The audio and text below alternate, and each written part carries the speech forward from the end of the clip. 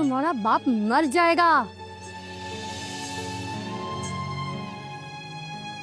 तुम्हारा भाई शर्म से किसी को मुंह दिखाने के काबिल नहीं रहेगा, मुंह छुपाता फिरेगा। कर लेना फिर तुम लोग शादी, और मेरा घर समेत सब कुछ तबाह बर्बाद हो जाएगा। फिर खुश रह लोगे तुम लोग? हैं? नहीं रह सकोगे। तुम लोगों का जमीर तुम लोगों को जीने नहीं देगा, मार देगा। जो कर लो शादी, जाओ भाग जाओ। तो फिर मैं क्या करूं आपी? प्लीज कुछ करना।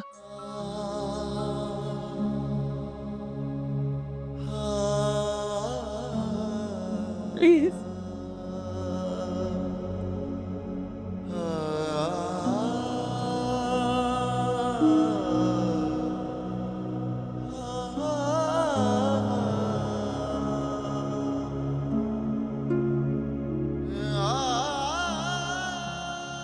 अब जो कुछ करेगा वो अल्लाह ही करेगा।